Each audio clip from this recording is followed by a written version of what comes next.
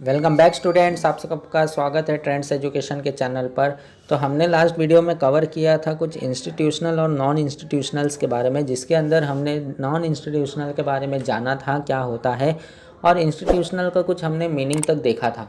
ठीक है, तो उस वीडियो का अगर आपने नहीं देखा है तो सबसे पहले उस वीडियो को आप फोकस कर लीजिए, उस वीडियो को आप देख लीजिए।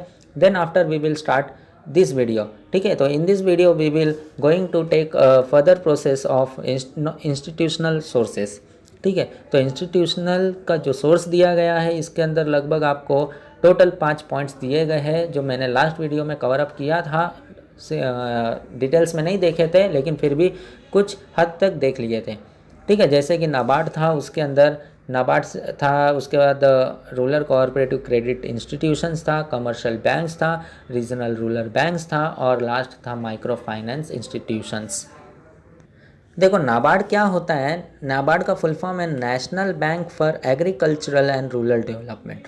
नाबार्ड क्या है, नाबार्ड एक हेड ऑफिस है, यानी कि ये समझो कि जितने भी बैंक काम कर रहे हैं एग्रीकल्चर सेक्टर्स में या फिर वो स्मॉल स्केल इंडस्ट्रीज़ के अंदर, ठीक है, तो उन सभी में ये नाबार्ड उन सभी बैंकों का हेड है। ठीक है, वो सारे बैंकों को कंट्रोल करने वाला, फाइनेंस देने वाला ये नाबार्ड है। नाबार्ड जो है इस्टेब्लिश हुआ था जुलाई 12, 1982 को। ठीक है, with a paid up capital ₹100 crore. ठीक है, जिसके अंदर कंट्रीब्यूशन है रिजर्व बैंक ऑफ इंडिया का भी, यानी कि 50% जो कंट्रीब्यूशन है उस पैसे में नाबार्ड इंस्टीट्यूशंस का है और 50% उस बिजनेस में जो कंट्रीब्यूशन है वो आरबीआई का है, रिजर्व बैंक ऑफ इंडिया। ठीक है, नाबार्ड किसे किसे पैसा दे सकता है, नाबार्ड जो है एग्रीकल्चर सेक्टर्स में रिलेटेड जितने बैंक्स हैं उन सबको पैसा दे सकता है, एस्टैब्लिशमेंट कर सकता है, यानी कि उन सबसे मदद करवा सकता है एग्रीकल्चर सेक्टर्स को। दूसरी तरफ जितने भी बिजनेसेस MSME में आते हैं, माइक्रो स्मॉल मीडियम एंटरप्राइज में आते हैं, आपने ओसी में माइक्रो स्मॉल मीडियम के बारे में पढ़ा है, तो जितनी भी बिजनेसेस उसमें आती है उन सबको मदद करता है ये नाबार्ड, उसको भी मदद करता है। ठीक है, तो ये आप याद रखोगे नाबार्ड के बारे में, ये इंपॉर्टेंस था नाबार्ड का। अब बात करते हैं रूरल कोऑपरेटिव क्रेडिट इंस्टीट्यूट का। अब ये रूरल कोऑपरेटिव क्रेडिट इंस्टीट्यूट जो है शॉर्ट टर्म लोन्स और लॉन्ग टर्म लोन्स प्रोवाइड करता है बाय थ्रू बैंक्स। तो जो शॉर्ट टर्म क्रेडिट कोऑपरेटिव है वो कहाँ कहाँ से प्रोवाइड कर सकता है, कैसे कैसे प्रोवाइड कर सकता है और कितने समय के लिए होता है ये तो आपको पता ही है, हमने देखा था। जो शॉर्ट टर्म होता है, शॉर्ट टर्म कम से कम 2 साल तक रहता है, तो 2 साल के अंदर जितने भी लोन्स प्रोवाइड किए जाते हैं वो कहलाता है आपका शॉर्ट टर्म। तो शॉर्ट टर्म क्रेडिट कोऑपरेटिव जो है बेस है 3 लेवल्स पे। पहला जो है प्राइमरी लेवल, यानी कि प्राइमरी एग्रीकल्चरल क्रेडिट सोसाइटी। दूसरा है डिस्ट्रिक्ट सेंट्रल कोऑपरेटिव बैंक्स। दूसरा जो है वो डिस्ट्रिक्ट लेवल पे जो बैंक्स काम कर रहे हैं उससे रिलेटेड। और थर्ड जो है स्टेट कोऑपरेटिव बैंक। तीसरा जो है स्टेट में जितने भी कोऑपरेटिव बैंक्स काम कर रहे हैं उनसे रिलेटेड, उनसे सब ये शॉर्ट टर्म लोन्स प्रोवाइड करवाया जाता है ऐसे एग्रीकल्चरल या रूरल डेवलपमेंट के लिए। उसके बाद बात करते हैं long term credit cooperative. Long term मतलब लंबे समय के लिए जो प्रोवाइड किया जाता है उसे लॉन्ग टर्म क्रेडिट कोऑपरेटिव कहते हैं। लॉन्ग टर्म का मतलब ज़्यादा से ज़्यादा, अब यहाँ पे मीडियम टर्म तो दिया नहीं, तो मीडियम टर्म भी किस में आ जाएगा, आपके लॉन्ग टर्म में आ जाएगा। तो 2 साल से ऊपर जितने भी होंगे वो लॉन्ग टर्म में आप गिनती कर लीजिए। ठीक है, तो ये सारे बैंक्स हैं जो कॉरपोरेटिव में रहकर अपने एग्रीकल्चर को डेवलपमेंट करने के लिए या रूरल एरियाज़ को डेवलपमेंट करने के लिए अपना योगदान देते। जैसे 2 लेवल में इसको क्लासिफाइड किया गया है। पहला है primary cooperative agricultural and rural development, यानी कि अपने विलेज लेवल के या विलेज स्तर पर रहकर जितने भी विलेजेस को डेवलप किया जाएगा वो कहलाएगा आपका primary cooperative agricultural and rural development banks. उसके बाद है अगर पूरे स्टेट को डेवलप करता है तो उसे हम बोलेंगे state cooperative agricultural and rural development banks. तो जो स्टेट लेवल पे काम करता है, सारे लेवल्स को वो देखेगा, सारे विलेजेस को भी देखेगा, उसको बोलेंगे हम state cooperative agricultural and rural development bank. और सिर्फ एक विलेज को जो देखेगा उसे हम बोलेंगे primary credit cooperative agricultural and rural development bank, ठीक है।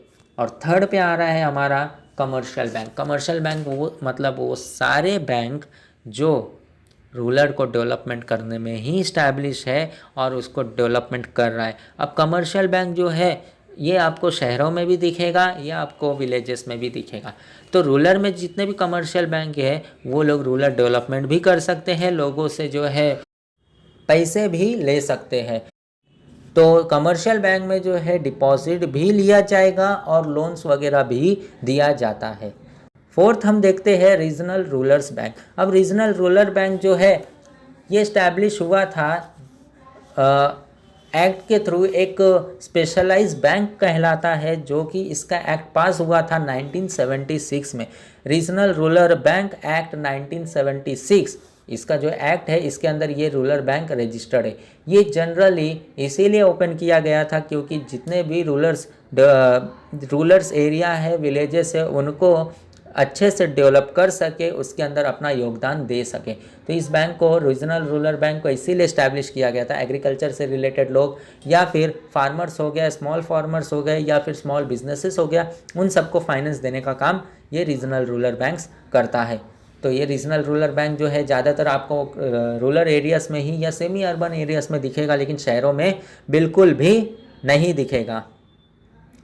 फिर देखते हैं माइक्रो फाइनेंस इंस्टीट्यूशंस। अब माइक्रो फाइनेंस इंस्टीट्यूशंस का मतलब वो छोटे मोटे जितने भी बिजनेसेस है या फिर वैसे एनजीओ जो डायरेक्टली और इनडायरेक्टली एग्रीकल्चर को मदद करता है, तो वो आता है हमारा माइक्रो फाइनेंस इंस्टीट्यूशंस में।